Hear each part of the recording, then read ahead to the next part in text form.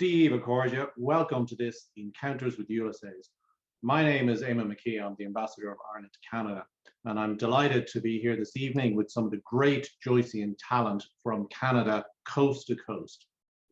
We're going to explore the great novel by James Joyce, published 100 years ago today.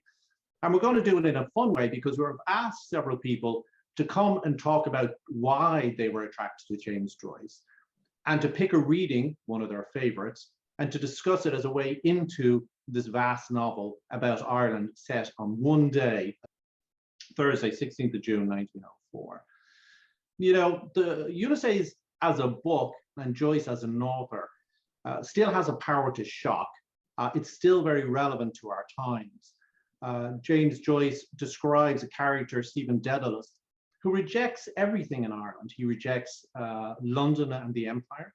He rejects nationalism. He rejects the Catholic Church. And he's on the verge of exile. Leopold Bloom is Jewish, or semi-Jewish, as he's described at one point. And he's concerned with very much daily things, but he's also a very subversive character. He's at one remove from the society in which he finds himself. But the star of the show is really Dublin City itself.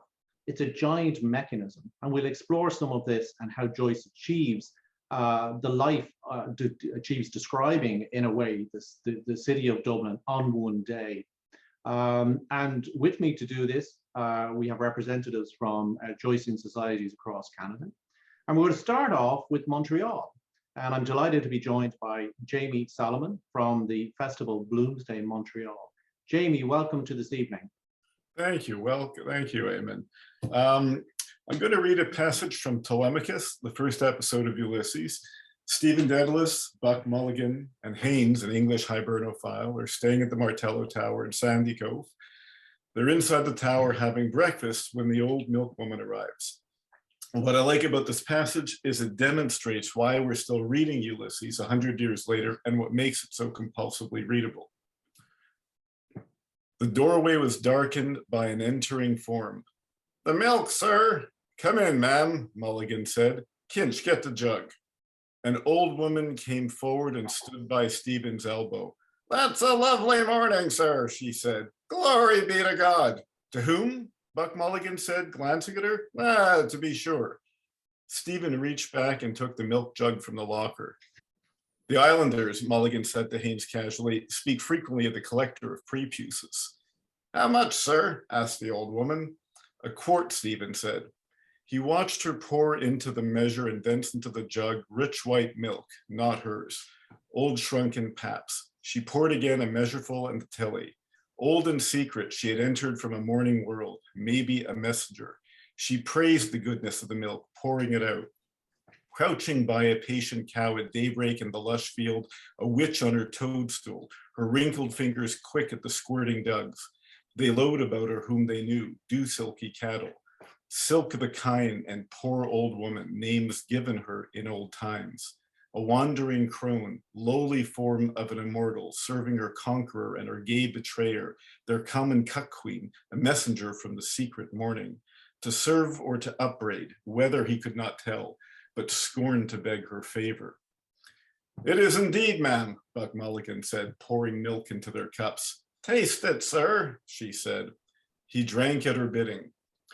"If we could only live on good food like that," he said to her somewhat loudly, "we wouldn't have the country full of rotten teeth and rotten guts, living in a bog swamp, eating cheap food in the streets paved with dust, horse dung, and consumptives' spits." "Are you a medical student, sir?" the old woman asked. "I am, ma'am," Buck Mulligan answered. Stephen listened in scornful silence. She bows her old head to a voice that speaks to her loudly, her bone setter, her medicine man. Me she slights. To the voice that will shrive in oil for the grave all there is of her but her woman's unclean loins, of man's flesh made not in God's likeness, the serpent's prey. And to the loud voice that now bids her be silent with wondering, unsteady eyes. "Do you understand what he says?" Stephen asked her. "Is it French you are talking, sir?" the old woman said to Haynes. Haynes spoke to her again a longer speech, confidently. "Irish," Buck Mulligan said. "Is there Gaelic on you?" I thought it was Irish, she said, by the sound of it. Are you from the West, sir? I am an Englishman, Haynes answered. He's English, Buck Mulligan said, and he thinks we ought to speak Irish in Ireland. Sure we ought to, the old woman said, and I'm ashamed I don't speak the language myself. I'm told it's a grand language by them that knows. Grand is no name for it, said Buck Mulligan. Wonderful entirely.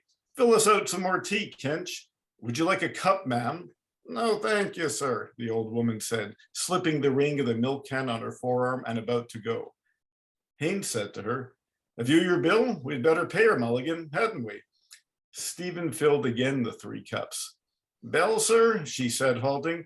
Well, it's 7 mornings a pint at 2pence, and 7 twos is a shilling, and 2pence over, and these 3 mornings a quart at 4pence, and 3 quarts is a shilling, and 1 and 2 is 2 and 2, sir.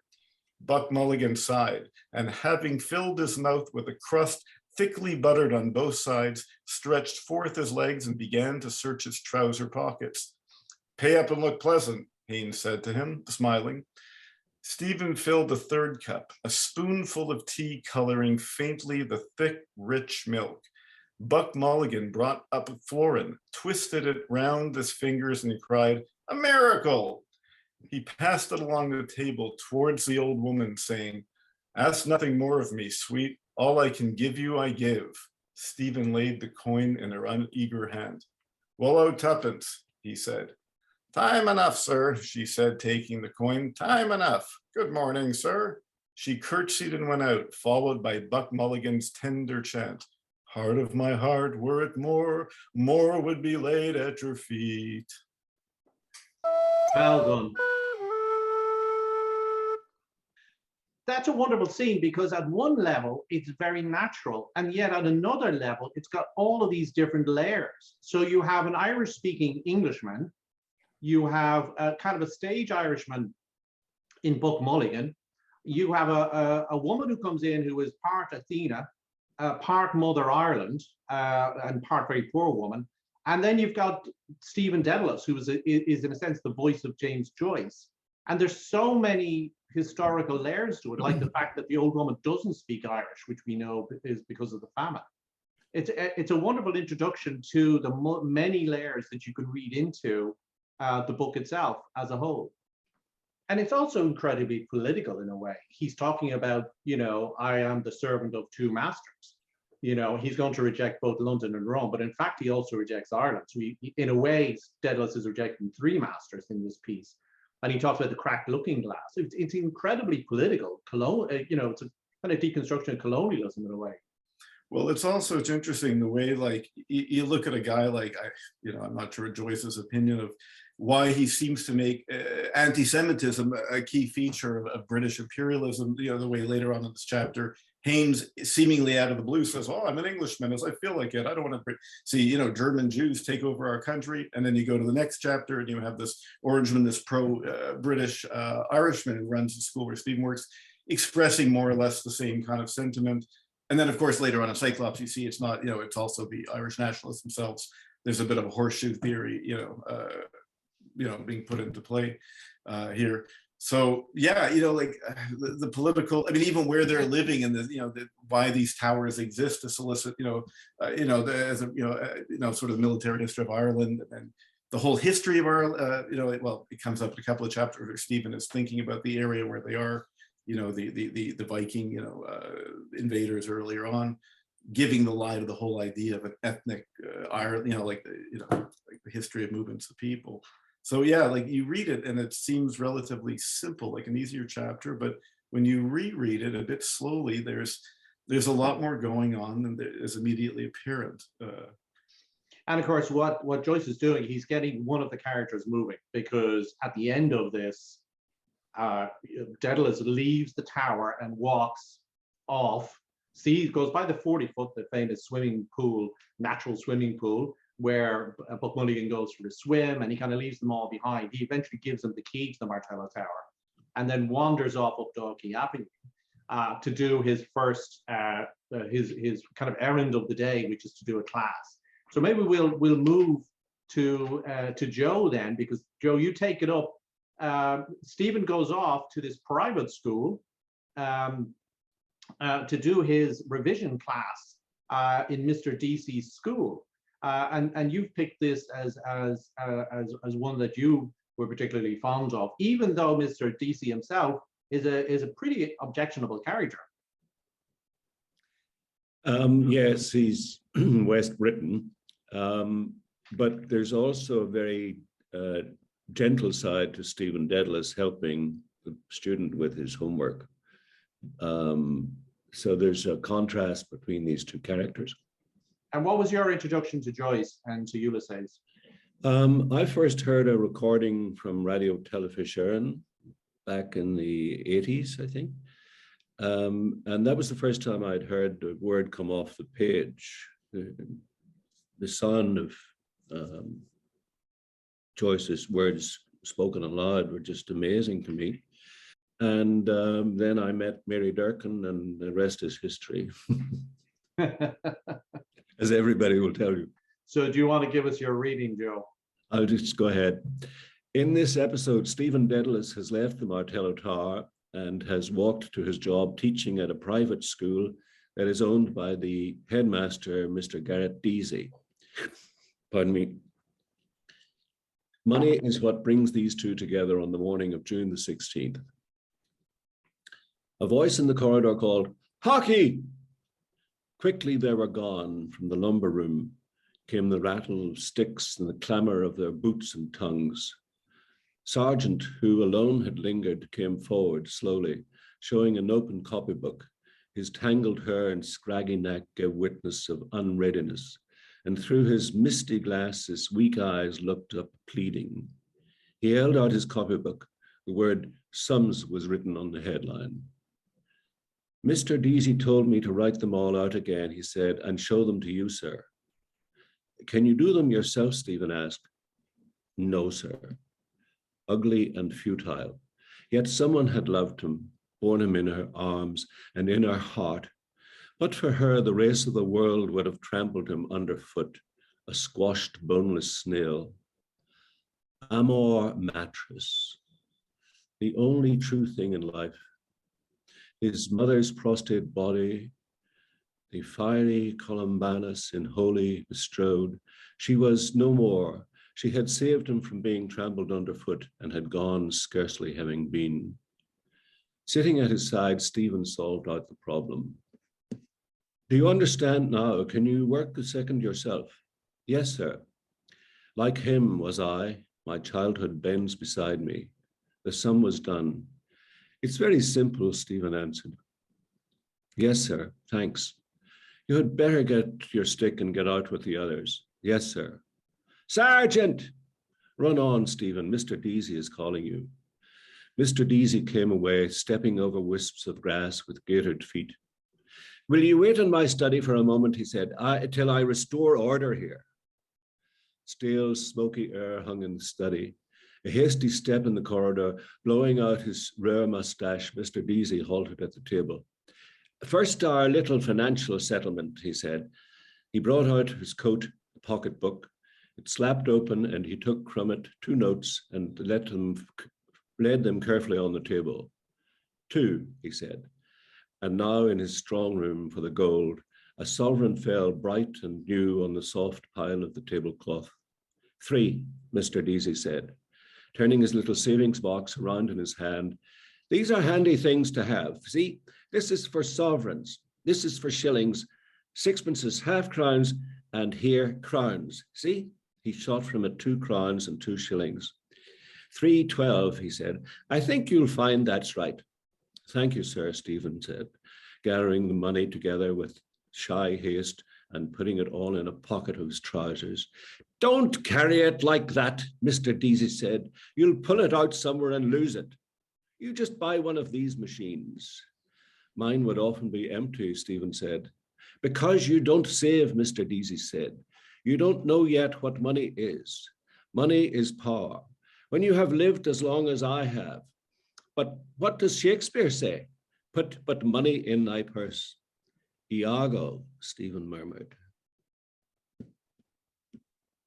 He knew what money was, Mr. Deasy said. He made money. A poet, yes, but an Englishman. Do you know what the proudest word we will ever hear from the Englishman? That on his empire, Stephen said, the sun never sets. Ah, Mr. Deasy cried, that's not English. A French Celt said that.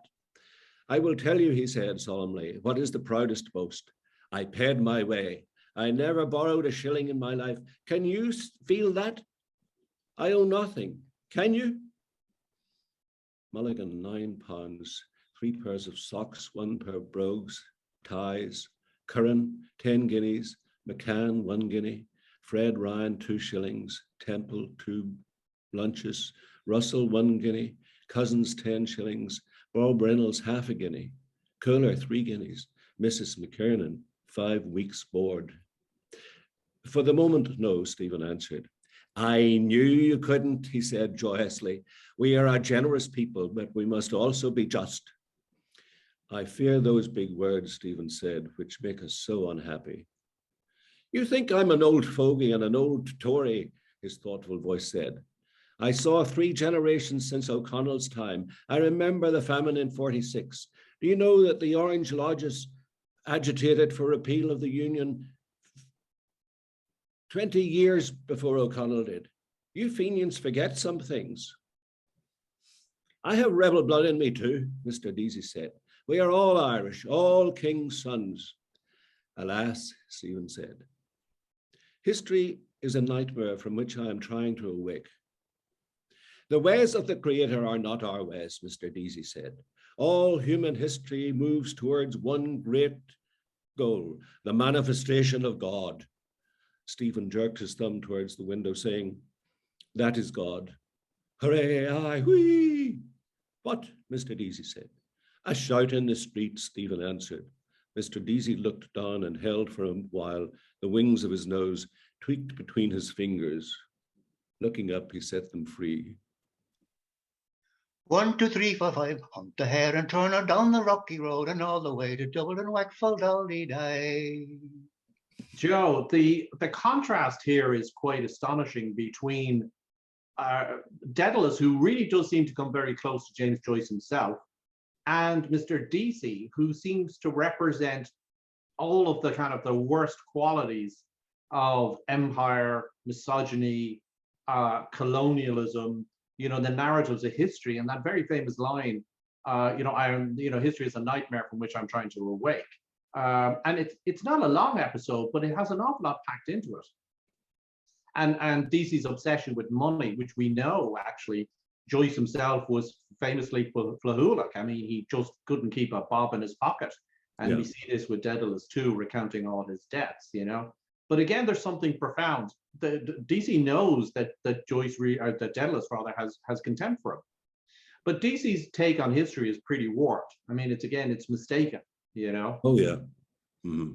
Yeah. So, and we find this repeatedly in Ulysses as well, of people who hold very fixed opinions, and very often they're wrong. Sometimes Joyce, as an author, tells us they're wrong, but very often he doesn't. He leaves us to find out that they're wrong.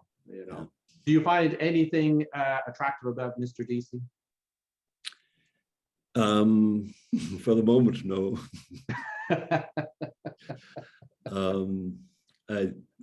Obviously he's given Daedalus a job, but apart from that, he has very few redeeming qualities. And if you read further on into the chapter, he's very misogynistic and anti-Semitic. Mm-hmm. So there's not many redeeming qualities. Yeah. The anti-Semitism is in a way that the climax of that episode, because Deasy chases after. Can you tell us a bit about that? He chases after Daedalus, and what does he tell him?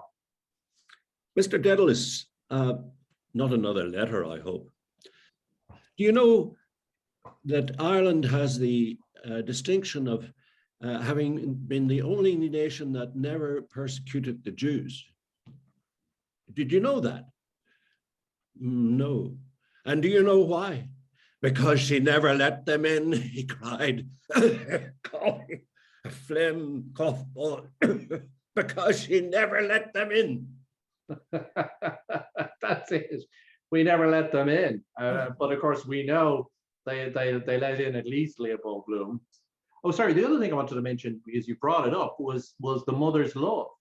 Yes. That Daedalus says, the only true love is a mother's love. Amor matris. Exactly. Which I think could be said of Joyce himself, that he probably believed that too. Mm-hmm. Well, I mean, Joyce does go on to say, or Stephen, amor matris, subjective, objective, genitive. Yes. Yeah. He declines it for us. Yeah. Well, Joe, you stay there because we're going to move on to the next episode, which is Calypso. And this is Leopold Bloom preparing breakfast at home. Molly is upstairs in the bed. It's probably 8 o'clock in the morning. So it's skipping from when Stephen Dedalus is in the tower around 8 o'clock and he leaves to go to school about 9 o'clock. Now we're over at 7 Eccles Street, again, 8 o'clock in the morning. And I have Andy is joining us and Mary Walsh is going to join us too. And before, maybe Mary, would you like to give us some ideas what attracted you to Ulysses? Well, this is the poster of the show that Andy and I did in 1982, which was the 100th anniversary of Joyce's birth. And we were here in St. John's. I'm not quite sure. That's my dog. We decided that I would perform and he would direct me in our version of Bloomsdays in 82. And Mary Durkin says maybe we did the first Bloomsdays in North America. I'm not sure. And I really don't know why we decided to do it. I think it was because we'd read Richard Ellmann's biography of Joyce, and it pretty well blew us away, actually. It was so, and the depth of talking about, and then getting to know Joyce, and such a fascinating guy. So it made me want to read all of Joyce, but I mean, Ulysses, I read The Dead and the Dubliners, and that was great. Then I went on to Ulysses, and then I stopped me dead in my tracks. It was so difficult for me to get through. But then, of course, I read it aloud, and everything made beautiful, stirring, stunning sense. Andy, how are you doing? You're going to Really join well, us. thanks, Eamonn. So an English teacher introduced you to Ulysses. Yes, actually, I was in high school. I was at the Jesuit high school, but I had been at the Irish Christian Brothers for the 8 years before that. And a former Irish Christian brother recommended I read Portrait of the Artist, which was pretty kind of risque book. I was totally amazed by that book, being a very strong, believing young Catholic man in St. John's at that time. And I especially loved, of course, the sermon, because we had the mission priests here all the time.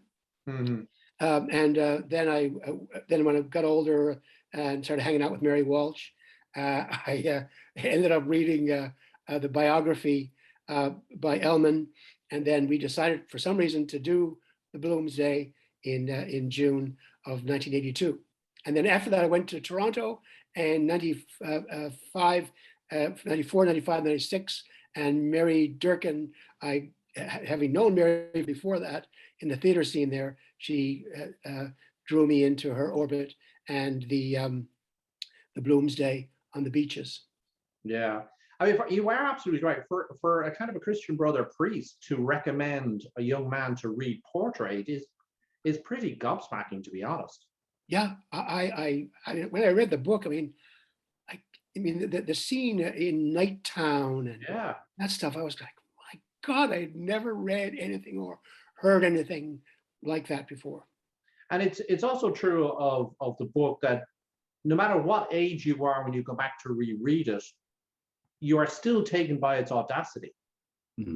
Yes. I mean, it's incredibly audacious that, whether he's talking about picture of the Irish Christian Brothers and their big beefy hands and their horrible way that they treated the boys, and as opposed to the Jesuits, because Stephen was going to the Jesuits first and was doing all right, and then ended up with the Irish Christian Brothers, right? It was like, really. In a way, Joyce probably could thank his father's declining financial circumstances for taking him on a tour of society in Ireland, because he's moving down the ranks. you know, as a young man. He's getting exposed to so many different layers in Dublin. As you say, some of it is not very attractive. But we're now in a very domestic scene with Leopold Bloom preparing breakfast, and the cat is looking for a bit of food. Molly is upstairs, and you've chosen this piece. Well, I mean, I love the relationship between Bloom and Molly, and I got to play Bloom all those years that I was in Toronto, and I did a couple of things since then with Mary on Zoom, so I am very fascinated by, you know, the way he looks at their relationship and their marriage. That same morning, the Blooms of 7 Eccles Street are astir. Bloom is preparing breakfast for his wife, Molly, that is Marion Bloom, soprano, sleeping in the brass bed brought by her family from Gibraltar. Mr. Leopold Bloom ate with relish the inner organs of beasts and fowls. He liked thick giblet soup, nutty gizzards, a stuffed roast heart, liver slices fried with crust crumbs, fried hen cod's roes. Most of all, he liked grilled mutton kidneys, which gave to his palate a fine tang of faintly scented urine. Kidneys were in his mind as he moved about the kitchen softly, writing her breakfast things on the humpy tray. Gelid light and air were in the kitchen, but out of doors, gentle summer morning everywhere. Another slice of bread and butter, 3, 4, right. She didn't like her plate full, right. The cat walked stiffly round a leg of the table with tail on high. Meow. Now there you are. Just how she stalks over my writing table. Prrr. Scratch my head. Mr. Bloom watched curiously kindly the lithe black form. Milk for the pussins. Meow. Call them stupid. They understand what we say better than we understand them. She understands all she wants to. Vindictive too. Cruel. Her nature. Curious that mice never squeal. They seem to like it. Afraid of the chicken she is.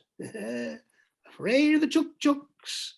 I never saw such a stupid pussins as the pussins. Meow. Poldy! Entering the bedroom, he half closed his eyes and walked through the warm yellow twilight towards her tousled head. What are the letters for? There's a letter from me, from Millie, and a card for you. And a letter for you. He dropped her card and letter on the twill bedspread near the curve of her leg.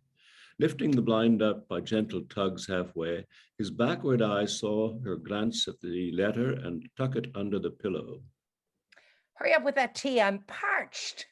As he went down the kitchen stairs, she called, Poldy! What?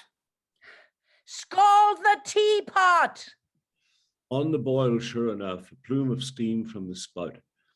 He scalded the teapot and rinsed out and put in 4 teaspoons of tea. Lifting the kettle then off to let the water flow in, while he unwrapped the kidney, the cat mewed hungrily against him. Give her too much meat, she won't mouse. Say they won't eat pork. Kosher. Here. He let the blood-smeared paper fall to her and dropped the kidney amid the sizzling butter sauce. He prodded a fork into the kidney and slapped it over, then lifted the teapot onto the tray. Everything on it, bread and butter, 4, sugar, spoon, her cream, yes. He carried it upstairs, his thumb hooked in the teapot handle. What a time you were. She sat the brasses jingling as she raised herself briskly, an elbow on a pillow. He looked calmly down on her bulk and between her large soft bubs, sloping within her nightdress like a she-goat's udder. The warmth of her couched body rose on the air, mingling with the fragrance of the tea she poured. A strip of torn envelope peeped from under the dimpled pillow. Who was the letter from? Oh, Boylan. He's bringing the program. What are you singing? Lachi Darem with J.C. Doyle and Love's Old Sweet Song. Her full lips drinking smiled. She doubled a slice of bread into her mouth, eating, asking, What time is the funeral? 11, I think. I didn't see the paper. Following the pointing of her finger, he took up a leg of her soiled drawers from the bed. No, that book, it must have fell down. He felt here and there. Volio e non vorrei. I wonder if she pronounces that right. Volio. Not in the bed. He stooped and lifted the valance, the book fallen sprawled against the bulge of the orange-keyed chamber pot. Show here, I put a mark in it. There's a word I wanted to ask you. She swallowed a draught of tea from her cup, held by not handle, and having wiped her fingertips smartly on the blanket, began to search the text with the hairpin till she reached the word. Madam, what? Here, what does that mean? He leaned downwards and read near her polished thumbnail. Metempsychosis. Yes, and who's he when he's home? Metempsychosis. It's Greek, from the Greek. That means the transmigration of souls. Oh, rocks. Tell us in plain words. He smiled, glancing askance at her mocking eyes. The same young eyes. That first night after the charades, dolphins burn. Did you finish it? Yes. Nothing smutty in it. Is she in love with the first fella all the time? I never read it. Do you want another? Yes. Get another of Paul de Cox. Nice name he has. She poured more tea into her cup, watching it flow sideways. Reincarnation, that's the word. Some people believe that we go on living in another body after death, that we all lived before on the earth, thousands of years ago, or some other planet. Metempsychosis is what the ancient Greeks called it. They used to believe you could be changed into an animal or a tree, for instance. There's a smell of burnt. Did you leave something on the fire? The kidney. He fitted the book roughly into his pocket and, stubbing his toes against the broken commode, hurried out towards the smell, stepping hastily down the stairs with flurried stork's legs. Pungent smoke shot up in an angry jet from a side of the pan. By prodding a prong of the fork under the kidney, he detached it and turned a turtle on its back. Only a little burnt. He tossed it off the pan onto a plate and let the scanty brown gravy trickle over it.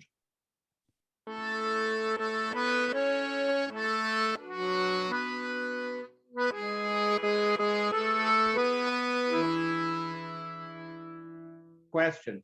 In a normal situation, a man who knows his wife is going to be unfaithful is not going to be making breakfast for her. He's going to have a row. Why is Bloom so indulgent of his wife? It seems to me that Joyce is talking about himself in a very, or not that he is that Nora was going to have an affair with someone or anything, but that he is talking from the center of himself and trying to be as truthful and not do the standard scene of Buddy coming up over the stairs, and certainly the standard scene happens. I'm not saying that, but Joyce is after some other relationship, I think, and some other truth. And I believe totally that the character of Bloom would absolutely do that, Mhm. Yeah. Yeah, no, I agree. I don't think there's any doubt that because he maintains this all through, no matter what the provocations are. Yeah. He maintains this principled aloofness from what would be the normal angry or bitter response to life. Yeah. I mean, does reading Bloom as a character influence you? Yes, of course. I think that, just reading or hearing it read, any of Joyce, certainly Molly's speech at the end of the thing, when we went through that, myself and Mary, and picked through all the lack of punctuation and made it all work. It just shoots through the sky in the end. So yeah, it does. It makes a big difference, I think. Yeah. Well, thanks very much for that, guys. Well, no doubt Thank you. we'll come back to some of the themes that surface there, including the fact that the cat goes up and joins Molly on the bed. The two female forces in the household joined. Margaret, Yes, hello. how are you doing? I'm very well, thanks. Very Good. well. that. Yeah. We were talking earlier, and you made a very important point that once you, whether as a diplomat or an immigrant, once you read Joyce, you're back home. Once you read Ulysses, you have Dublin with you. If you're from Dublin, and that's the thing I didn't, I grew up thinking you would never, I'll never read Ulysses because that's just for, people who read Ulysses. That's not me. And you don't realize that, it's for everybody. But especially, I think, being a Dubliner, especially if you're a Dubliner, because it's got everything. Now, at this stage, Bloom has left 7 Eccles Street and he's probably walked. Yeah. It's probably about 9 o'clock in the morning. So just as Stephen Dedalus is beginning his class, Bloom is now wandering the streets, but he knows to avoid his home, which is Ithaca, really, because he doesn't want to, he knows Blazes Boylan is going to call around. And this is Lotus Eaters. And we remember from our Greek mythology, the Lotus Eaters were in a way drugged. And this episode of the Lotus Eaters is very famous for its blurry sense, its lack of detail about Dublin. Bloom, in a way, is going around in a bit of a fog.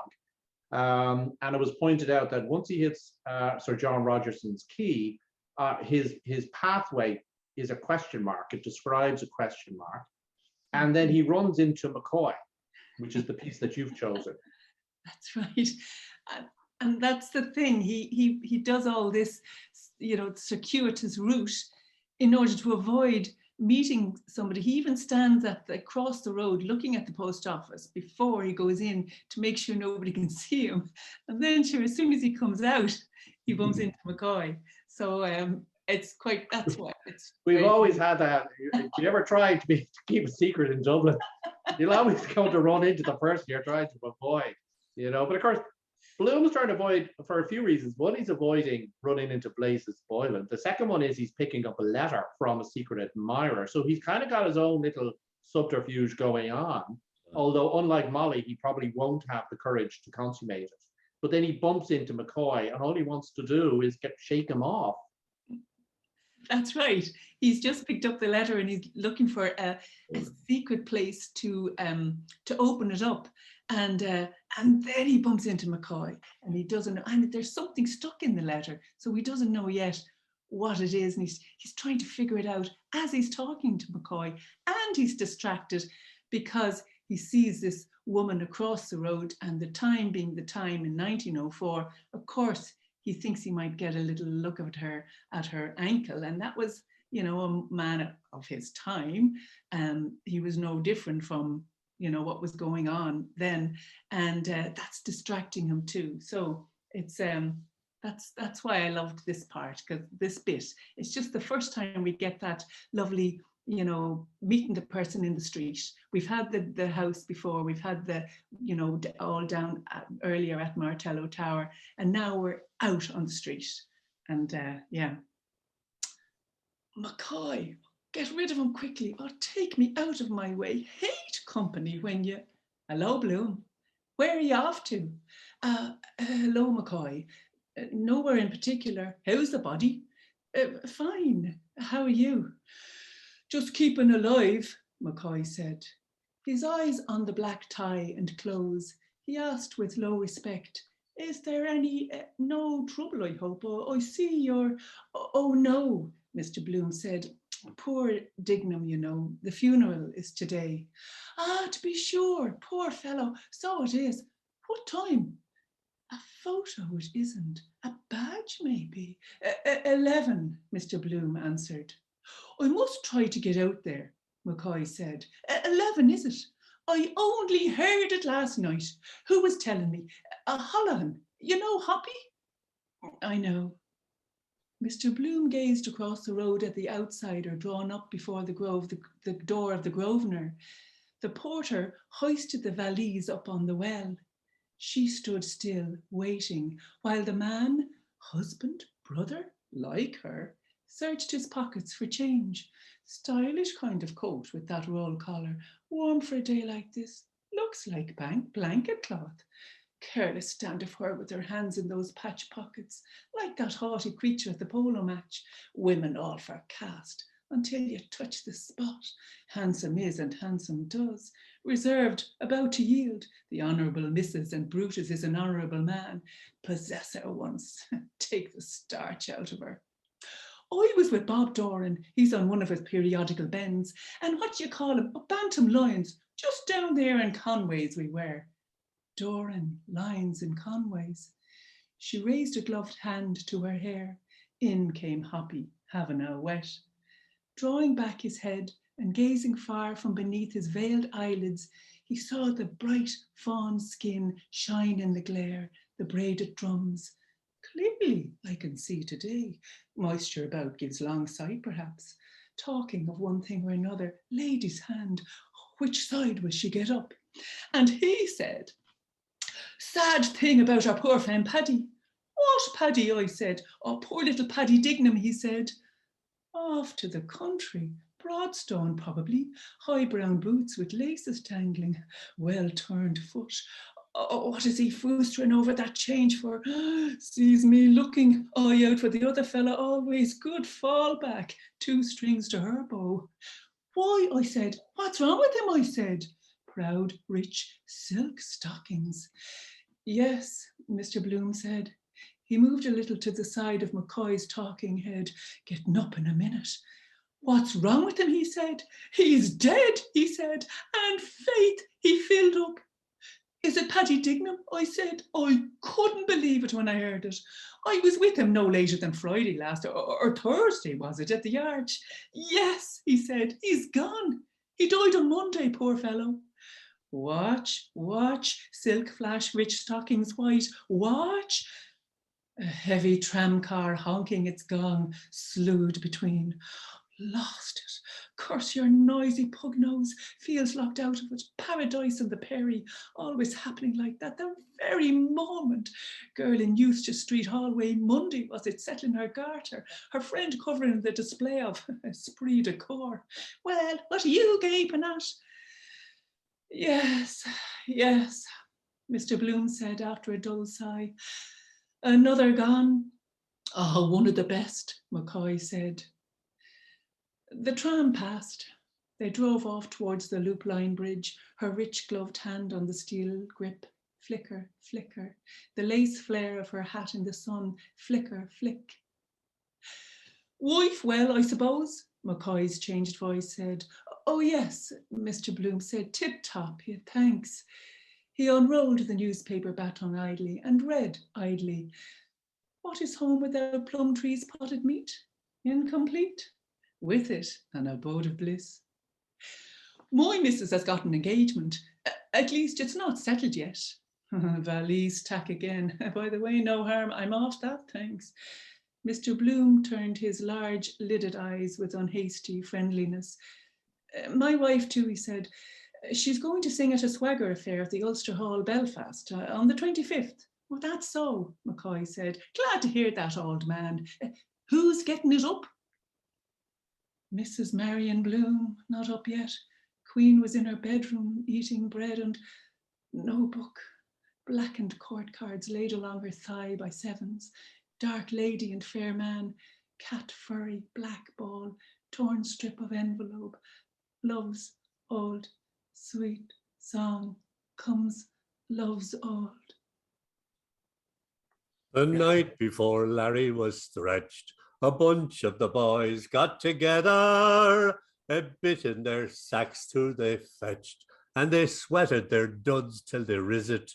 For Larry was ever the lad, when a boy was condemned to the squeezer, to pawn all the duds that he had, and to get an old gop for the sneezer, to warm his gob before he died. Whether it's Bloom's suspicious mind or does McCoy know, and is kind of teasing him about Molly's infidelity, you know, who's getting it up, and Bloom is thinking, does he know, you know? And it's a very small place, Dublin.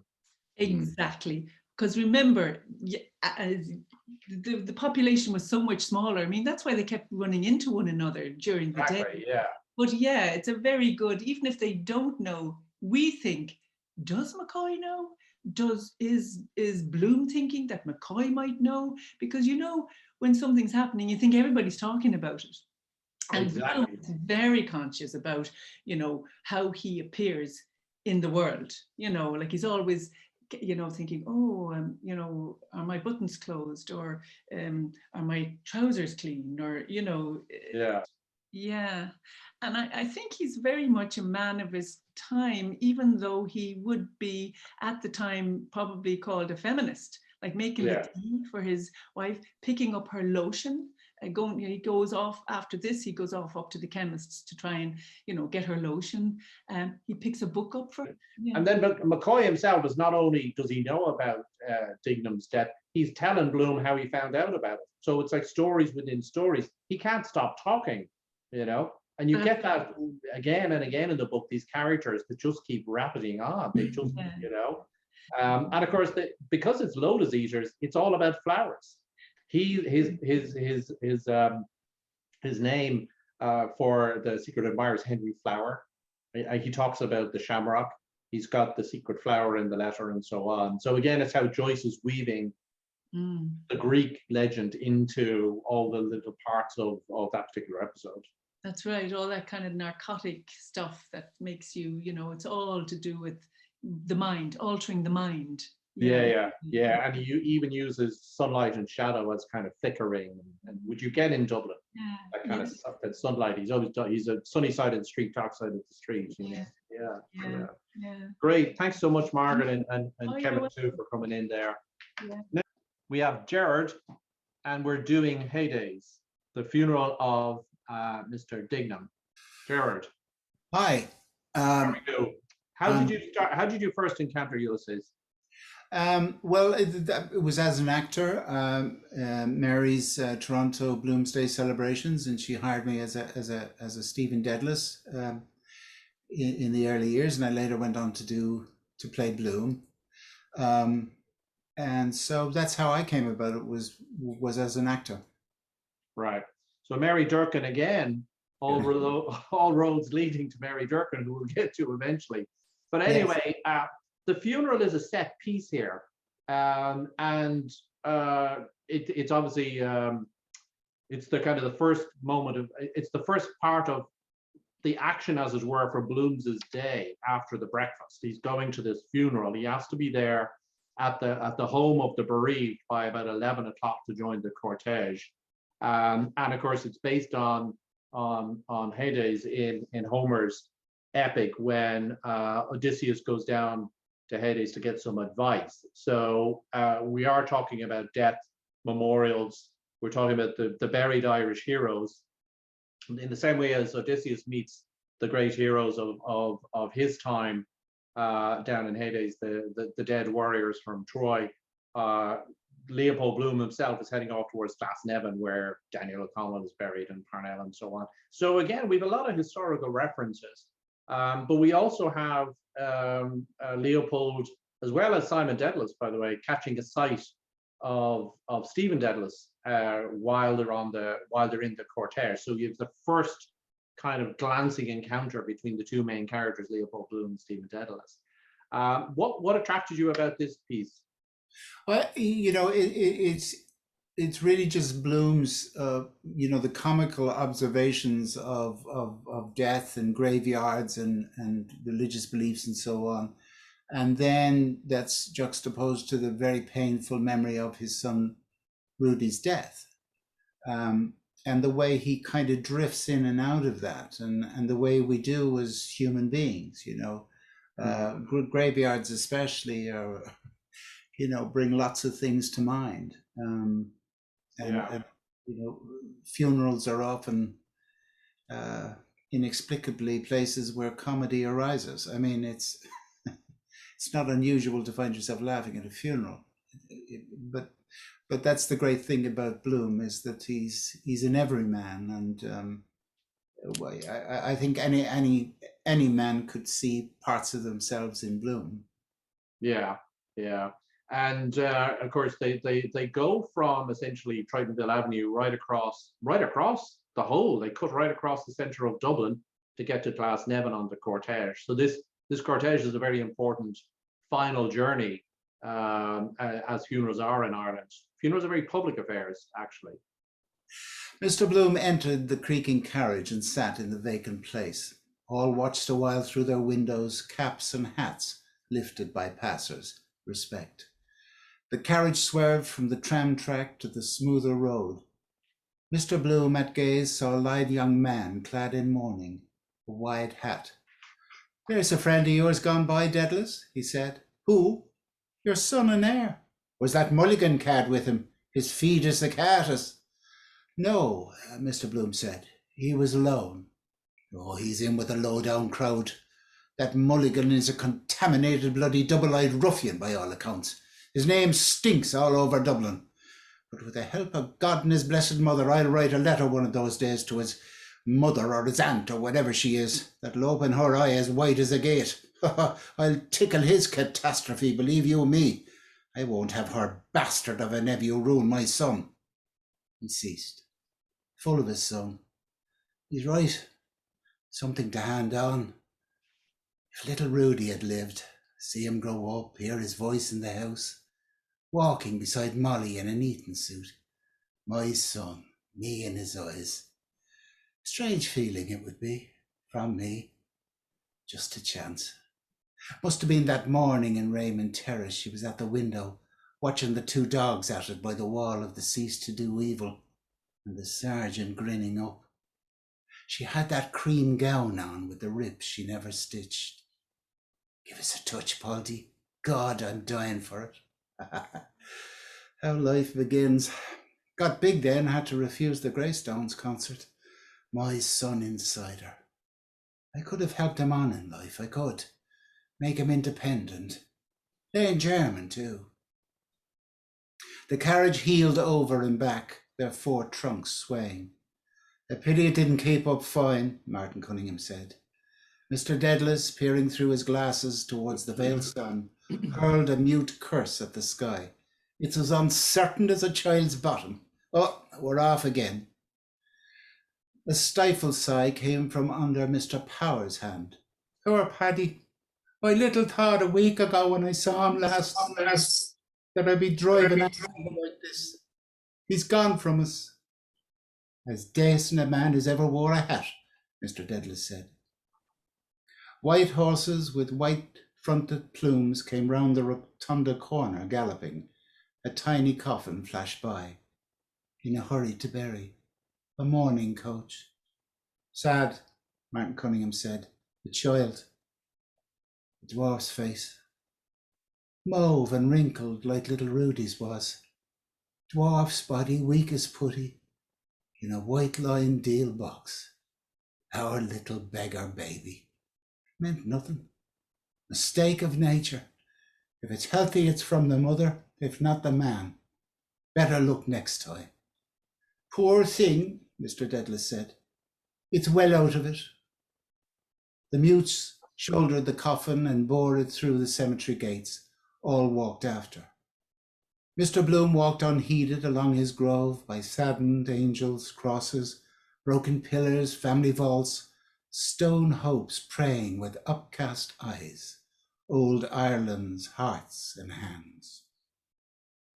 More sensible to spend the money on some charity for the living. Pray for the repose of the soul of. Does anyone really? Plant them and have done with them, like down a coal chute, then lump them together to save time. Who passed away, who departed this life, as if they did it of their own accord. Got the shove, all of them, who kicked the bucket. More interesting if they told you what they were. So-and-so, wheelwright. I travelled for Cork Lino.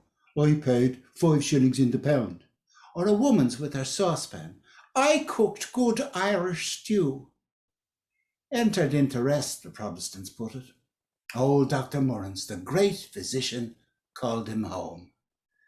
Well, it's God's acre for them. How many? All these here once walked around Dublin, faithful departed. As you are now, so once were we. Oh, enough of this place. Brings you a bit nearer every time. Plenty to see and hear and feel, yet feel live, warm beings near you. Let them sleep in their maggoty beds. They're not going to get me this innings. Warm beds, warm, full-blooded life. The bells of hell go ting-a-ling-a-ling for you, but not for me. Oh, death, where is thy sting-a-ling-a-ling? Oh, grave, thy victory. Right. Thank you, Jared, for that. I mean, the one thing that comes across is how Rudy does dominate Leopold's thoughts. And in a way, when you see it and hear it that forcefully, is Rudy the occasion for Bloom and Molly to take such different responses? That Bloom himself is sorrowful and more forgiving, and Molly wants to grab life in a way. Yeah, I mean, it's to each their own in terms of how one deals with grief, as it is in life for any of us. So in a partnership like that, Molly seems to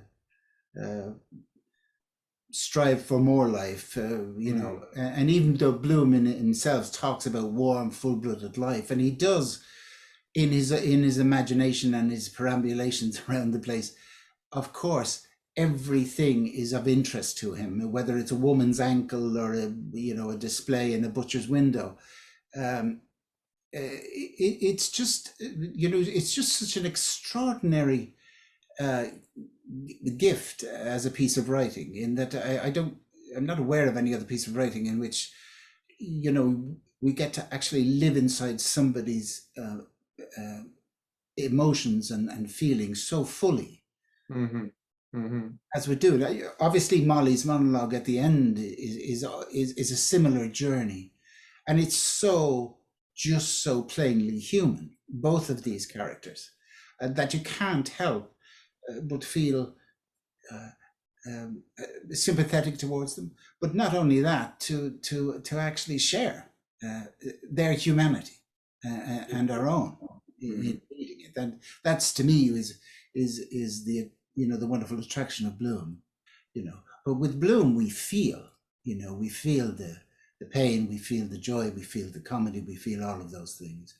And in fact, you're right. We only really live in the streets of Dublin with Bloom. We don't do that with Daedalus. Daedalus is it's more abstract. That's right. Yeah. And he fills us with his young man angst, his unrealized or recognized genius, whatever you want to do, all that nonsense. Whereas Bloom is you, me, and everybody else going about our daily existence, and that's what's to be cherished about him, I think, as a character in literature. Yeah. And ultimately, we'll all take that journey across Dublin to the grave. Yeah. Absolutely. Thanks so much, Jared. Okay, thank you. Now we're moving on to The Wandering Rot. Again, very, very complicated part of the book, where we have, I think, 18 separate actions with a final coda. But in The Wandering Rot, we're going to pick one of those episodes concerning Master Dignam, and we have Richard and David joining us. Richard. Hello, Eamon. I'll get ahead of you. I'm also one of Mary Durkin's mob. Oh, she's a lot to answer for. So, Richard, you were born in Dublin but raised in Canada, and your first encounter with Ulysses. Yeah, well, I think I pretended to pick it up when I was a teenager, and do the thing that teenagers might do if they feel like they're intellectually able. I wasn't, and it took until I saw Bloomsday 20 odd years ago now, and saw actors bring it to life and people responding to it, and that's what, to me, suddenly went, oh, I get this. This is not difficult. This is so accessible and so life-affirming.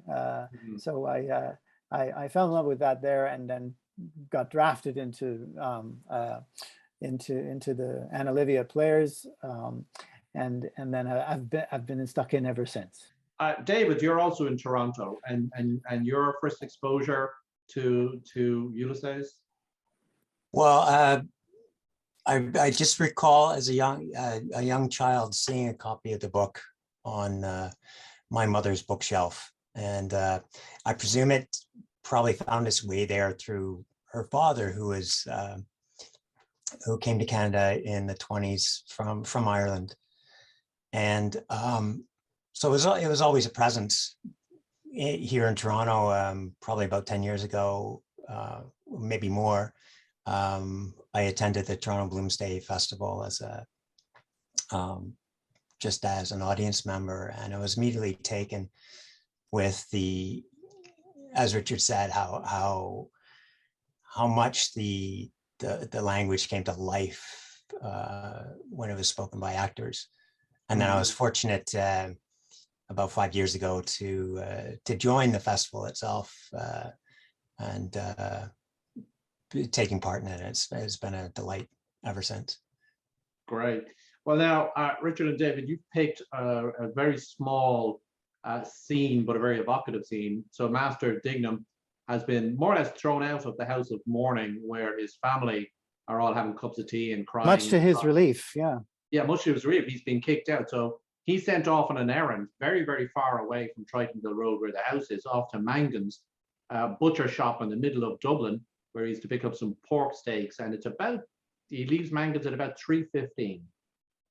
Master Patrick Aloysius Dignam, pawing the pound and a half of Mangan's pork steaks he had been sent for, went along warm Wicklow Street, dawdling.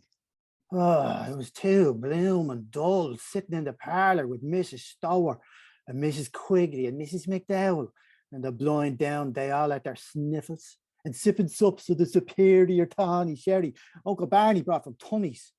And they eating crumbs of the cottage fruit cake, John the whole blooming time, and sighing.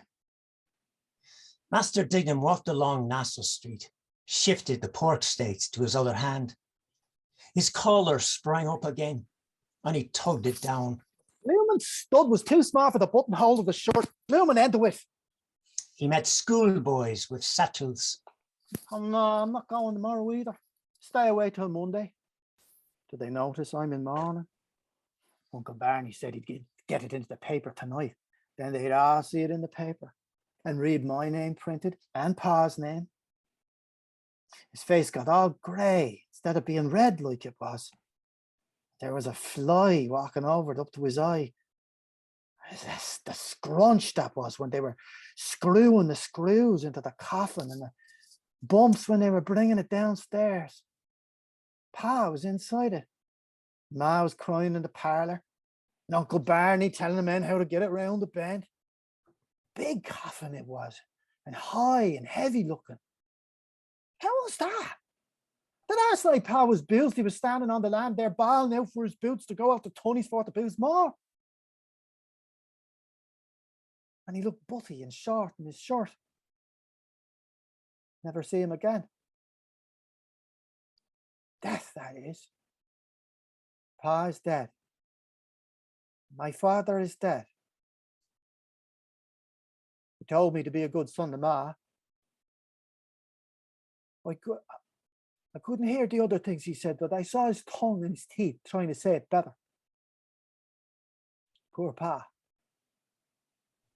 That was Mr. Dignam, my father. I hope he is in purgatory now, because he went to confession to Father Conroy on Saturday night. Oh, look at the mourners, bloody great hypocrites. Oh, isn't it grand, boys, to be bloody well dead? Let's not have a sniffle, let's have a bloody good cry, and always remember the longer you live, the sooner you'll bloody well die. So, Richard and David, it's a wonderful telling of a boy's perception of the death of his father. Now, of course, we've heard about Mr. Dignam and a lovely man, but he's not a lovely man in Patrick's description of him. He's red-faced and heading out. He's heading out to booze again. but normal, I guess. I don't know. He's dad. It's very real. But Yeah. and it's the distinction of the life that filled him, and the grayness, and the fly walking over his face. I don't know if I characterize it as like, mean or a drunk, even though he was, but just his vivaciousness, and then the sudden realization that that's it. Yeah, It's so vivid. It's very vivid, and it's a boy who's happy to go on an errand, but it's only slowly dawning on him that this is death. I think it's that moment. I think it's this is, and that's just Joyce. He just chooses that moment. This is the time that this is the realization. This is happening now, and that is something that Joyce does all the way through his writing. He writes those moments, and that's why I think they play so extraordinarily well. Drama is the life without the boring bits, and I guess there's lots of boring bits that are presented in Joyce, but often those boring bits are the quintessential moments where you have these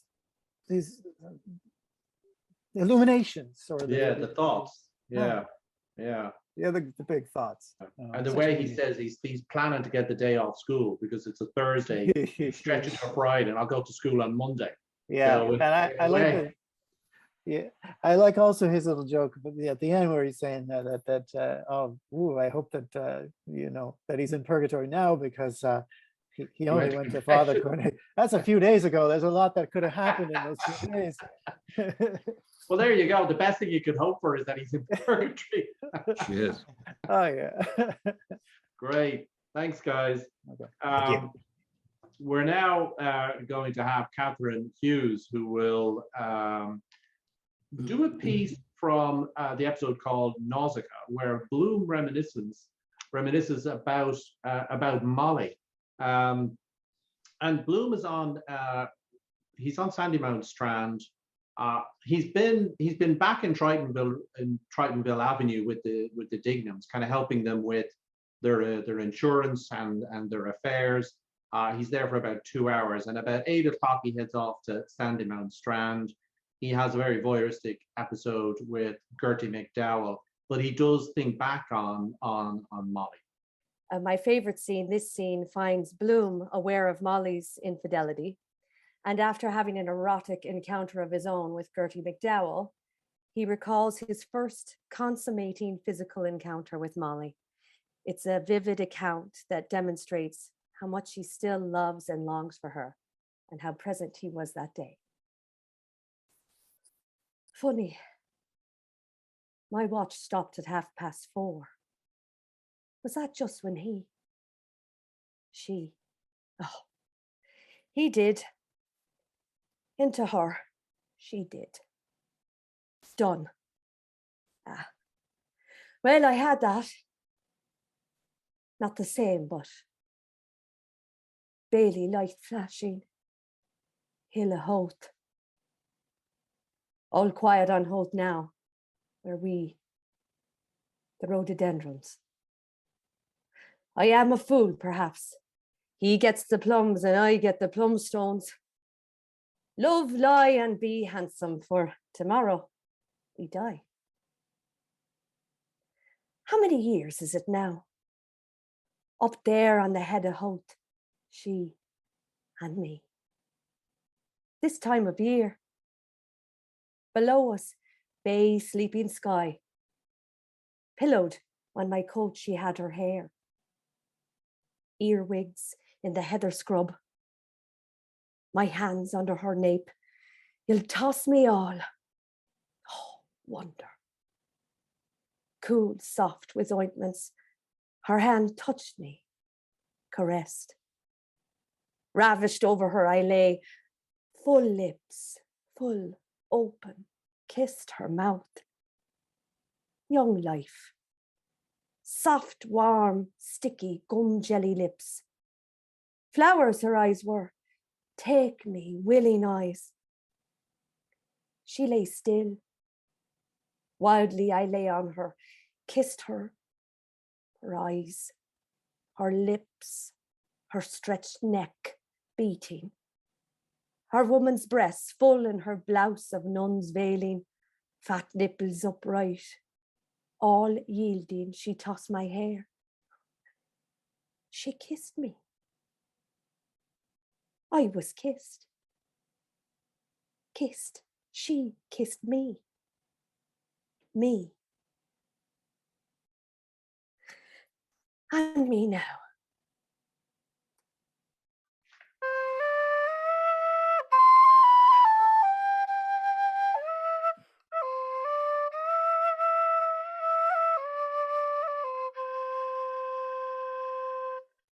So thank you, Catherine, for that.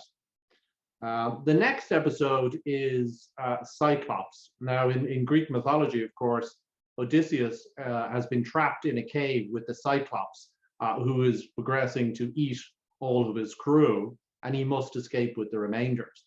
And so Joyce sets Cyclops episode in Barney Kiernan's pub, where Bloom himself has got a rendezvous with Martin Cunningham.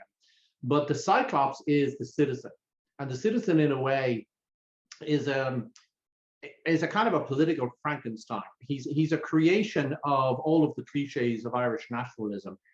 He's a Cyclops because he can only see the world through his nationalism. He speaks Irish. He's a ferocious dog that growls, apparently in the Irish language.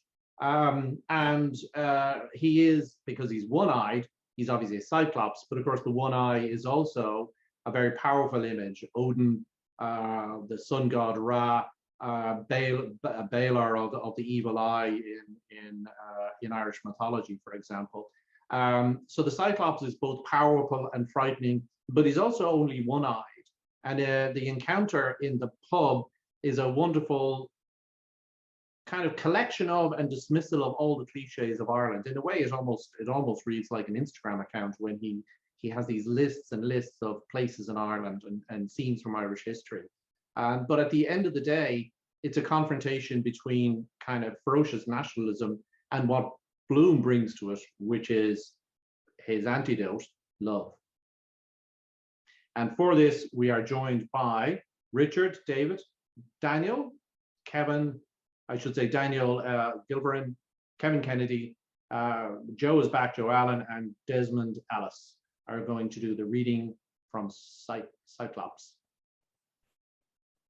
It was early, all in the spring. The birds did whistle and did sweetly sing, changing their notes from tree to tree. And the song they sang was Old Ireland Free. Oh, as I went walking up Wexford Street, my own first cousin I did chance to meet. My own first cousin did me deny, and for one bare guinea sold my life away. And as I mounted the platform high, my aged father was standing by. My aged father did me deny, and the name he gave me was the Croppy Boy. I was just passing the time of day with old Troy of the DMP at the corner of Arbor Hill there. And me damn, but a bloody sweep came along and he near drove his gear into me eye. I turned around to let him have the weight of me tongue. And who should I see dodging along Stony Batter? Only Joe Hines. Hey, Joe, how's it blowing? Did you see that bloody chimney sweep? Near shoved me eye out with his brush. Tuts, look, who's the old bollocks you was talking to? Old Troy was in the force. I'm in two minds not to give that fellow in charge for obstructing the thoroughfare with his brooms and his ladders. Are you strict TT? I'm not taking it in between drinks, Joe. Well, what about paying our respects to our friend? The citizen? Eh? Having a great confab with that bloody tog of his, Gary Owen, and he waiting for what the sky would drop in the way of a drink. Sure, it'd be a corporal work of mercy to take it and wring its bloody neck. Mangy old bastard. Stand and deliver. That's all right, citizen. Friends here. Pass, friends. No backlash. What's your opinion of the times? I think the markets are on the rise. Garden wars is the cause of it. It's the Russians' wish to tyrannize. Give over your bloody cotton, Joe. I'm blue mouldy for want of a point. 3 points, Terry. Jesus, a quid. Well, you're robbing the poor box, Joe. What's me, bro? 'Twas the prudent member that gave me the wheeze on throwaway. Came in 20-1, rank outsider. Bloom gave you the tip. I saw him before I met you, sloping around by Pill Lane with his cod's eye counting up all the guts of the fish. Your health, down the farm. Clear to God, I could hear that pint hit the pit of me stomach with a click. Here's Alf. Repeat the dose, Terry. May your shadow never grow less. Right, how's Willie Murray these times, Alf? I don't know. I saw him just now in Capel Street at Paddy Dignam, only I was running after that. You what? With who? With Dignam. Is it Paddy? Yes, why? Don't you know he's dead? Paddy Dignam dead? Aye. Sure, I'm after seeing him not 5 minutes ago, playing as a pike staff. Well, you saw his ghost then, God between us and all harm. What? Good Christ, only 5. And Willie Murray, with the 2 of them there near whatchamacallums. What? Take them dead? He's no more dead than you are. Well, maybe so. But they took the liberty of burying him this morning anyhow. He paid the debt of nature. God be merciful to him. Good Christ, I could have sworn it was him. He was what you might call flabbergasted. Oh, Come in, he won't eat you. Hello, Bloom. What do you have? well, I don't really, not at this time. No offense. Besides, I'd promised Martin Cunningham I'd, well, if you insist, I'll just take a cigar. God, he's the prudent member and no mistake. When's it going to Wendy? A new Ireland for the Irish? Talking about a new Ireland, he ought to go and get a new bloody dog, so we ought. Scratching his scabs and sniffing and sneezing all around the bloody place. A new Ireland built on the bones of the glorious dead. Sinn Féin awan. The friends we love are by our side, and the foes we hate before us. Same again, Terry. Are you sure, Bloom? Thank you, no. I'm here to see Martin Cunningham about this matter of poor Dignam's insurance, don't you see? Dignam, I mean, he didn't serve any notice of the assignment of the company at the time, and nominally under the Act, the mortgagee can't recover on the policy. Holy war, that's a good one if old Shylock's landed. So, the wife comes out on top, eh? Well, that's a point for the wife's admirers. Whose admirers? The wife's advisors, I mean. It's on the march, the Irish language. To hell with the bloody brutal Sassenachs and their patois. They built a civilization on it. Civilization is what you mean. To hell with them. The curse of a good-for-nothing god light sideways on the bloody thick-lug sons of whores gets. Any civilization they stole from us, tongue-tied sons of bastards' ghosts. The Irish language and the Gaelic League and the Shawnees that can't speak their own language. Christ, it'll give you heartburn on your arse. Ireland sober is Ireland free. All wind and piss like a tan-yard cat. But what about the fighting navy that keeps our foes at bay? I'll tell you what about it. Hell upon earth it is. Your glorious British Navy that bosses the earth. That's the great empire they boast of. Drudges and whipped serfs. But isn't discipline the same everywhere? I mean, wouldn't it be the same here if we put force against force? We'll put force against force.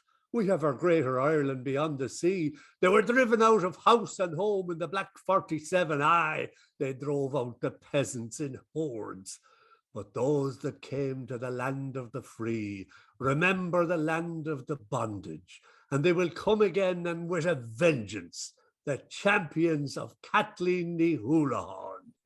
We're a long time waiting for that day, citizen, since the poor old woman told us that the French were on the sea and landed at Killala. The French? What did they ever do for us? The French? Said a dancing masters. Never worth a roasted fart to Ireland. As for the Germans, haven't we had enough of those sausage-eating bastards on the throne? From George the Elector to the flatulent old bitch that's dead? Well, we have Edward the Peacemaker now. There's a bloody sight more pox than packs about that boil. Could you make a hole in another pint? Could a swim duck? But all countries have been persecuted.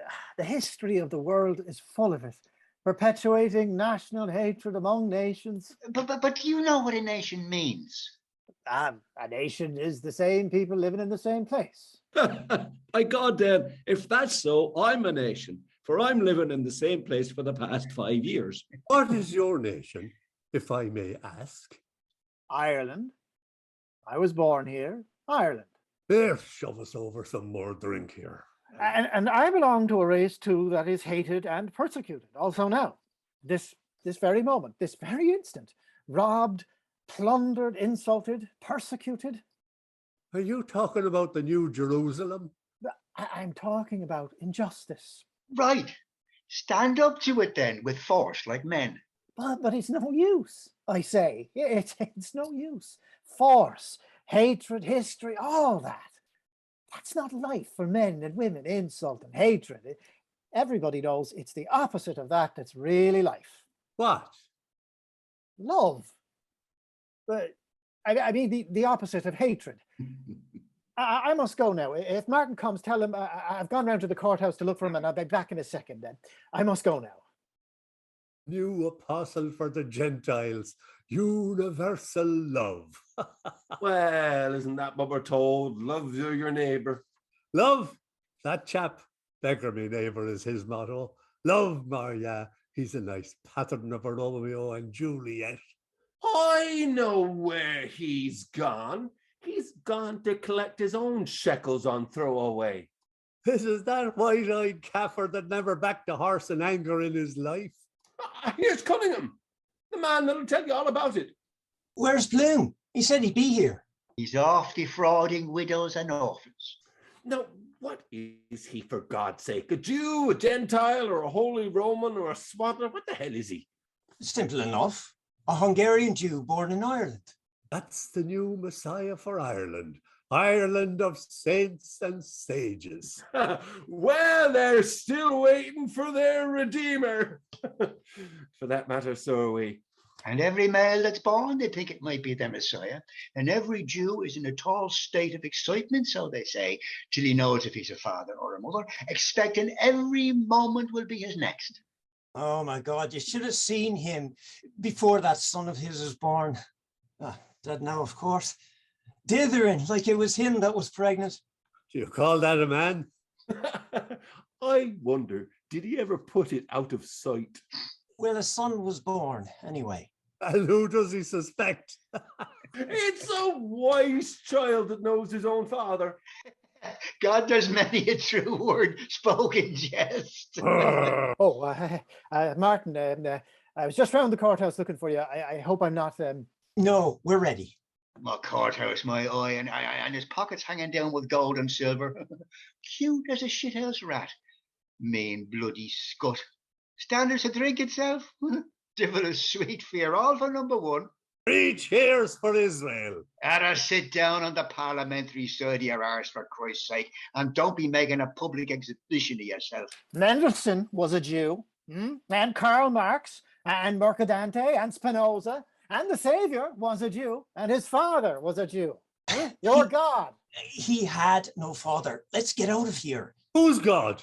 Well, his uncle was a Jew. Your God was a Jew. Christ was a Jew like me. By Jesus, I'll brain that bloody Jew man for using the holy name. By Jesus, I'll crucify him, so I will.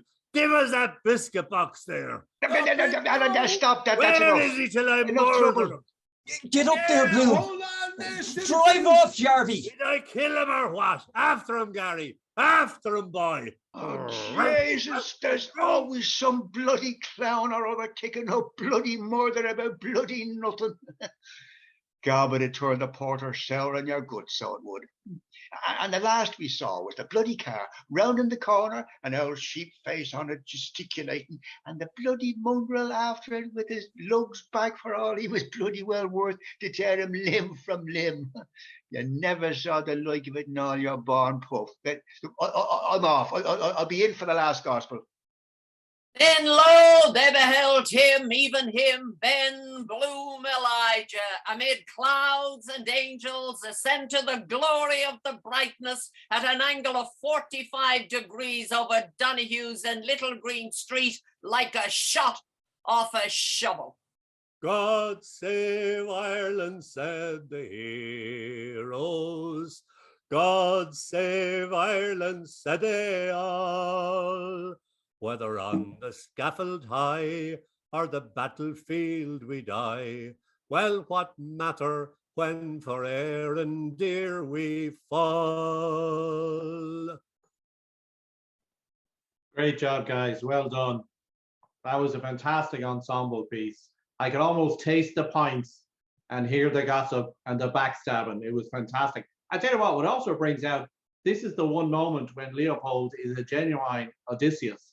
He's very brave in this. He goes into a pub of nationalists, phony nationalist scallywags and gossip mongers and faces them down. It's a very impressive dramatic piece, but a very impressive performance by Leopold.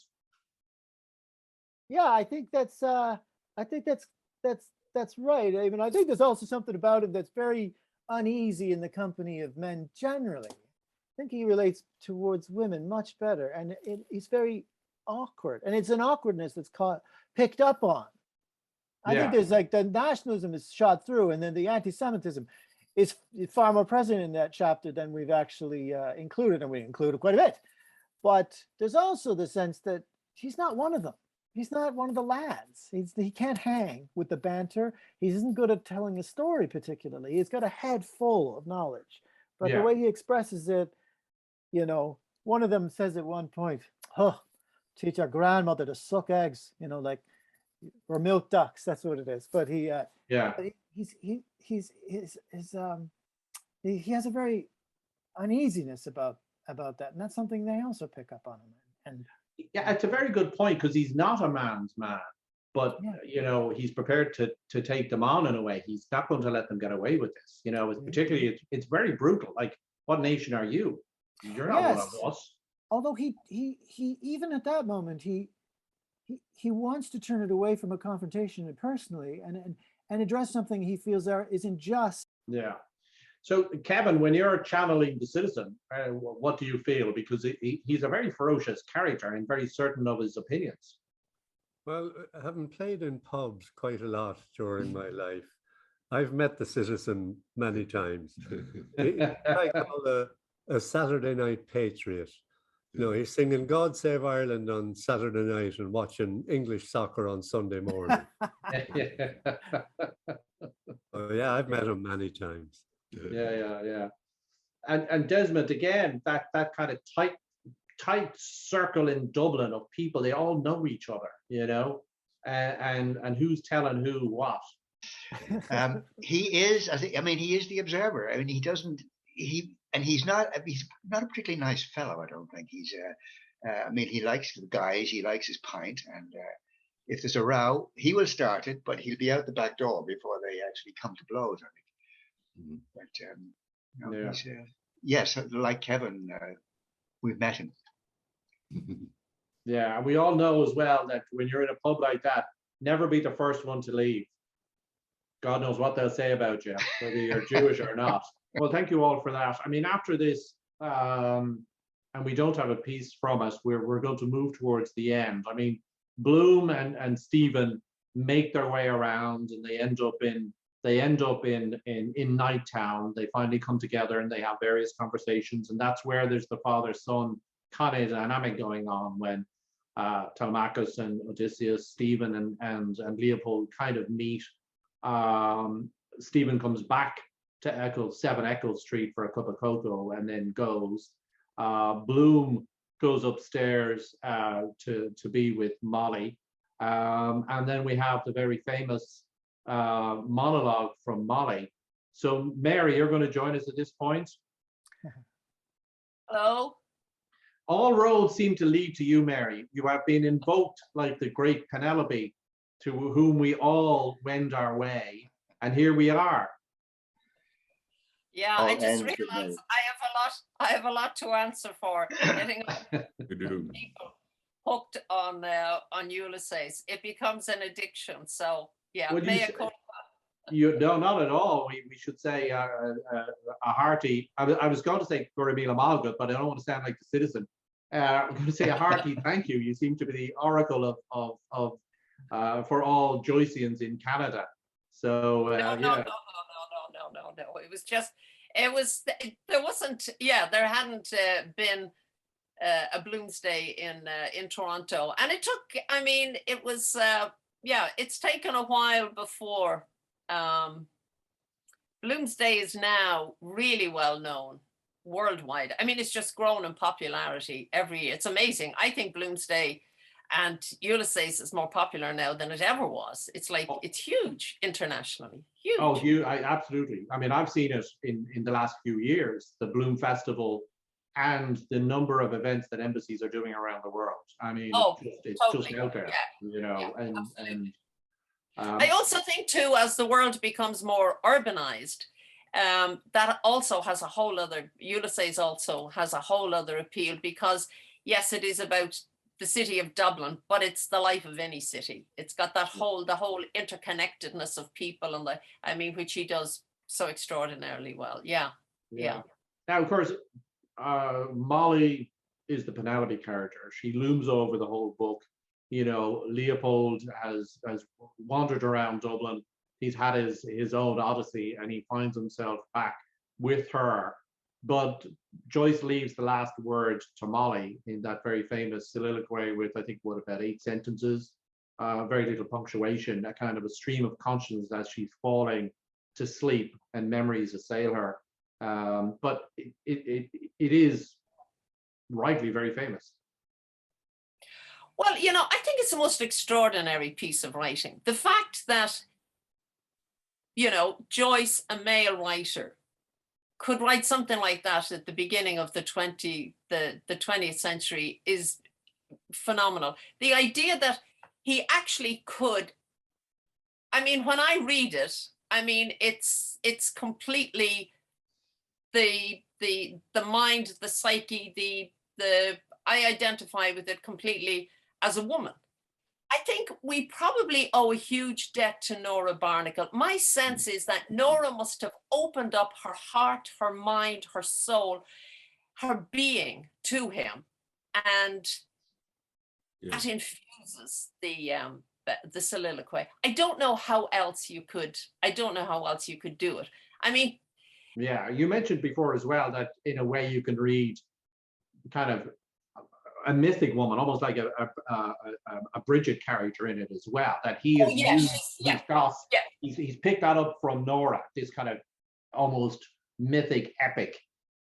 Right, that quality. Kind of that old Celtic Ireland kind of fertility goddess, which Bridget personified, and which survived a lot longer in the west of Ireland than it would have, you know, along the east coast and the Pale and that. Yes, so that is so.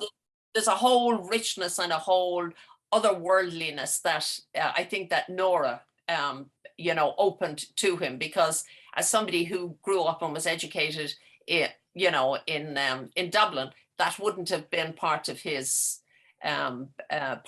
world. And his mother was very middle class. Yeah, no, they were obviously hugely important to him. And you're right, the mother looms large. You know, back to the episode with DC where he says, you know, it's a mother's love, you know, is it's the one true thing, you know. But yeah, I'm really keen to hear your piece on Molly, Mary. Okay.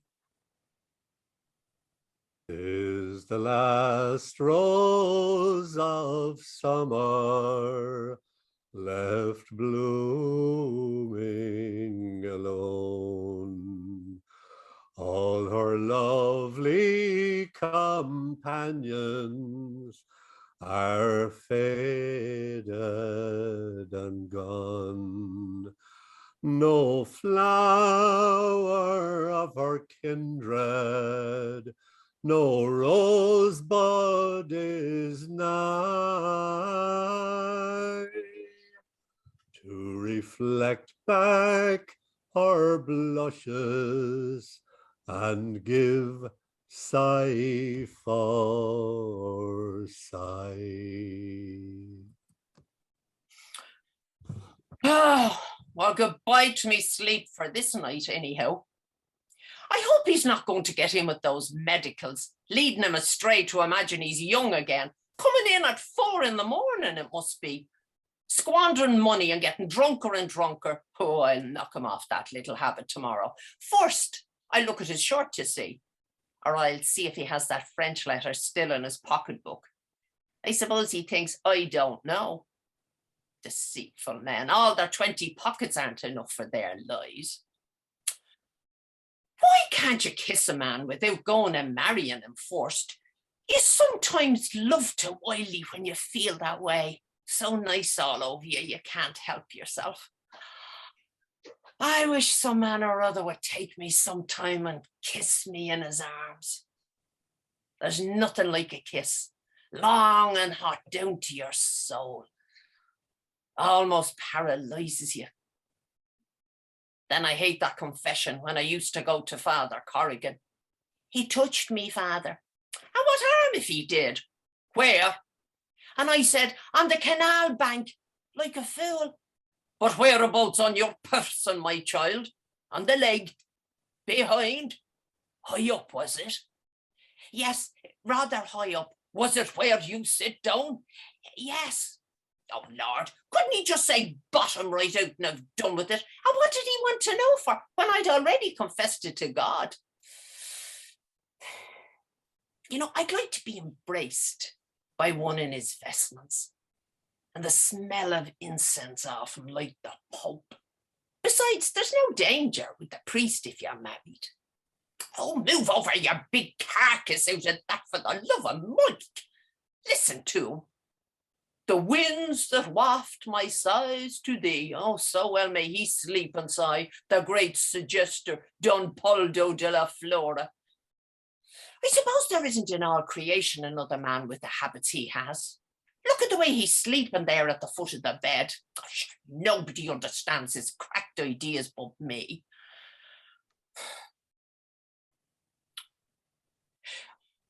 I wonder was Boylan satisfied with me?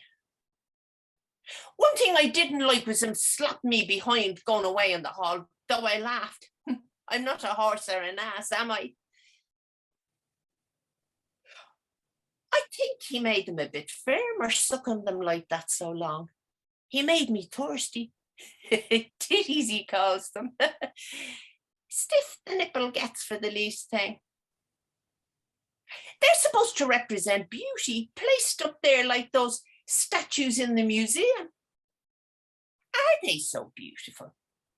Of course, compared with what a man looks like with his 2 bags full and his other thing hanging down out of him or sticking up at you like a hat rack, no wonder they cover it with a cabbage leaf. I had a great breast of milk with Millie, enough for 2. I had to get him to suck them, they were so hard. He said it was sweeter and thicker than cows. Then he wanted to milk me into the tea. Oh, he's beyond everything. I declare somebody ought to put him in the budget. They want everything in their mouth. All the pleasure those men get off a woman.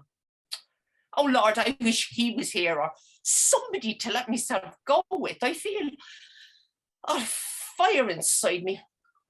No wonder I'm not an old shriveled hag before me time living with him, so cold, never embracing me, except sometimes when he's asleep, the wrong end of me, not knowing, I suppose, who he has. Any man that'd kiss a woman's bottom, I'd throw me hat at him.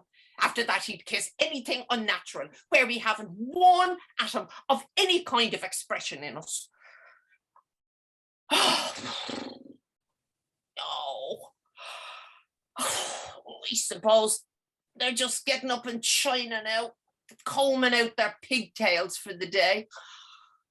Oh, we'll soon have the nuns ringing the Angelus.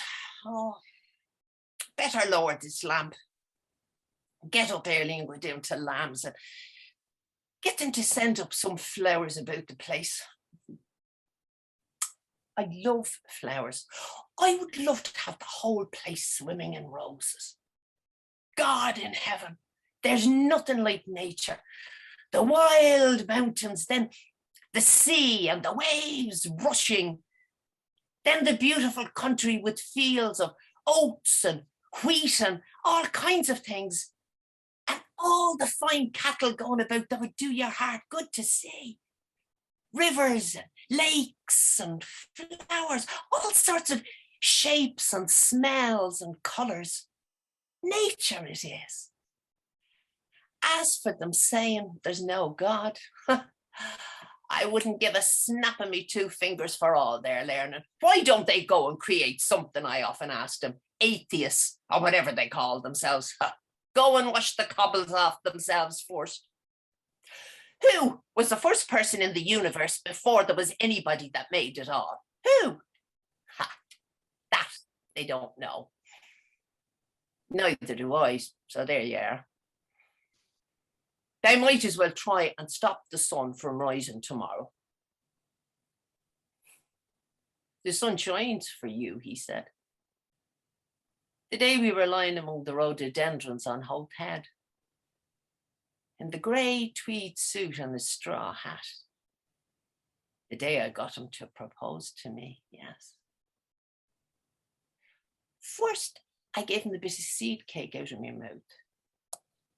And it was leap year like now. 16 years ago. My God. After that long kiss, I near lost my breath. Yes, he said. I was a flower of the mountain, yes. So are your flowers all. A woman's body. That was the one true thing he said in his life. And the sun shines for you today. Yes. That was why I liked him, because I saw he understood or felt what a woman is. And I knew I could always get around him. And I gave him all the pleasure I could, leading him on till he asked me to say yes. And I wouldn't answer first, only looked out over the sea and the sky. I was thinking of so many things he didn't know of. Oh, and the sea. The sea crimson sometimes like fire, and the glorious sunsets, and the fig trees in the Alameda gardens, and the rose gardens, and the jasmine, and the geraniums, and the cactuses.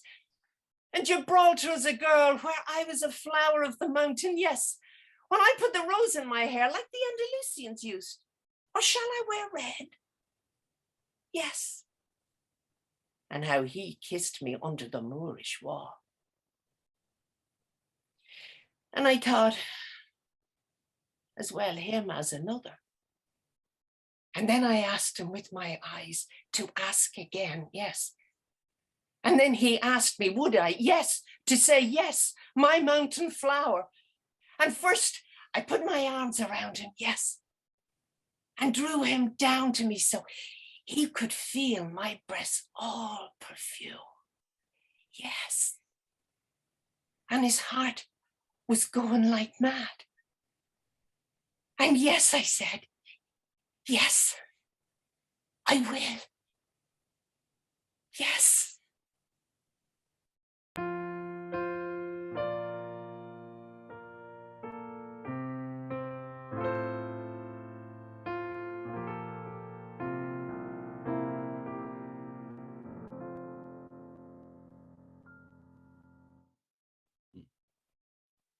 Thank you, Mary. That was fantastic. Thank you. Mary, wonderful as usual. Yeah, it's an incredible way to bring the book to an end, though, and ending on yes, which, of course, as we know, Joyce believed was a feminine word, a word that said yes to life. Exactly. Yeah. It's Yeah. like that's where she in Bloom, where he talks of love, she says yes, and it's saying it's quite. But but it's also, she's a woman fully in control of herself and of her world. Totally, and not intimidated by anyone. The mores of the time, she's a total independent thinker. Totally, it's her world. She thinks it through. What people say, yes, she's aware of what they say, and would like to be admired for her clothes and her singing and all the rest of it. But she's also very honest. Yeah. She doesn't hold a lot of silly ideas about herself or illusions about herself. I think she's a very clear idea of who she is in the world. Yeah, she's absolutely extraordinary. She's an extraordinary creation. And in a way, she's well matched with Leopold. They both are like that. They're both neither taken up with cliches or headlines, or they're living in the day. They're living in the moment and forgiving each other for it in a way. And you also realize that the relationship is stronger than the blazes boil and come and go. His, encounters are, with Martha Clifford and the letters, or the women that he sees or whatever. It's by the by, it's totally incidental. That relationship, I always feel, is like absolutely rock solid. They totally get each other. They understand each other on some very profound level. And I think that, again, it's extraordinary by Joyce, because he throws aside all of what you would normally expect in a Victorian melodrama. He doesn't buy any of this. He's not describing any of this. No wonder the book was such a shock at the time. It's really, it's world ending. He shoved that whole world aside and just said, no, this is how humans live. The thing is, the soliloquy is shocking today. I cannot imagine what it was like to read, in 1922 in Ireland. It's like, they must have thought that the whole, island would just be smitten or smote or whatever it is by God Almighty for this book appearing and been written by an Irish Catholic educated writer. But I still find it, you read through it, when you say it out loud, it is still, the honesty in it is shocking. The truth is shocking. It is. That's extraordinary. That it still has that power. There is no artifice that he will not kick over. There's nothing he won't shove a knife through and destroy it. It's still shocking. Even when you think about Bloom and he compares the Eucharist to cannibalism, it's a straight thought in his head. It's just what's going on in your head, and there's no restraint. Listen, I want to thank you, and I want to thank everybody here for this evening, but also for all the work that you do. And I know it's a work of great love, but all of the work that you do to in a way encourage people to read about this great writer. And I won't even say a great Irish writer, it's just great literature. It's just fantastic literature. And, I would say that encouragement sometimes is required, because it does take a little bit of work. It takes a bit of courage to read Joyce. It does take a little bit of work to linger over it and, to read a little bit about it so that you can fully appreciate it, And it's great to see everybody to come together this evening from Vancouver and Edmonton, Toronto, Ottawa, St. John, right across Canada. And I think you're right, Mary. I think, the Ulysses and Joyce is going from strength to strength. And in this 100-year celebration of its publication, 2nd of February, his own birthday, which he was very superstitious about dates, of course. But I'm sure in 100 years' time, it'll still be read as one of the great works of literature.